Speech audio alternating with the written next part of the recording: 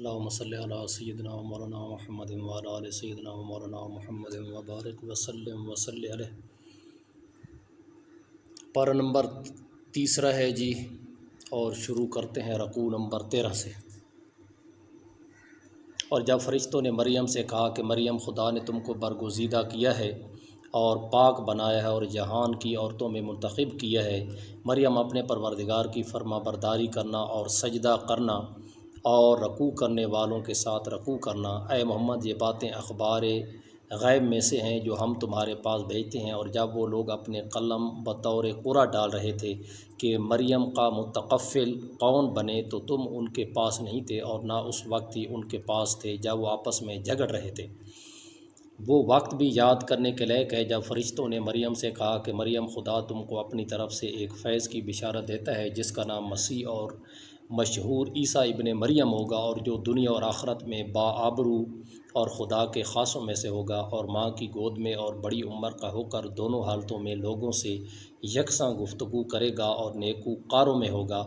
मरियम ने कहा, परवरदिगार, मेरे यहाँ बच्चा क्यों कर होगा? किसी इंसान ने मुझे हाथ तक न लगाया। फरमाया कि इसी तरह जो चाहता है पैदा करता है।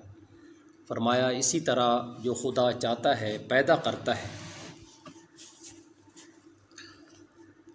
जब वो कोई काम करना चाहता है तो वो हो जाता है, फरमा देता है कि हो जा तो वो हो जाता है। और वो उन्हें लिखना पढ़ना और दनाई और तौरात और इंजील सिखाएगा।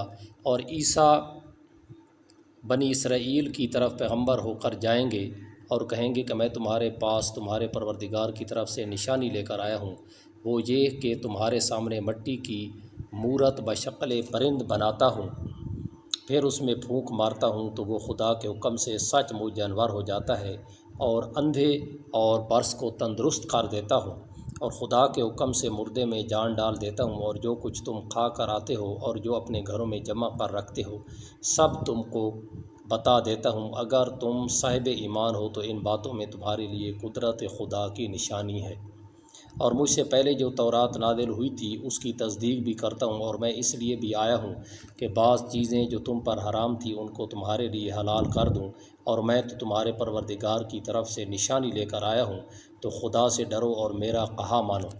कोई शक नहीं कि खुदा ही मेरा और तुम्हारा परवरदिगार है, तो उसी की इबादत करो, यही सीधा रास्ता है।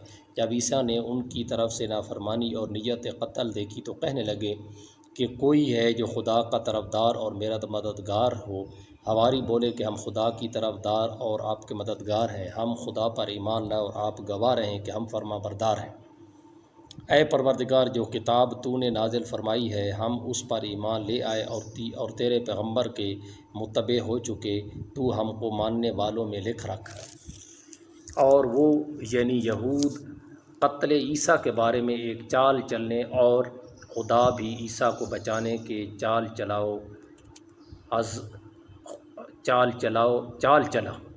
और वो यानी यहूद कत्ल ईसा के बारे में एक चाल चले और खुदा भी ईसा को बचाने के लिए चाल चला, और खुदा खूब चाल चलने वाला है।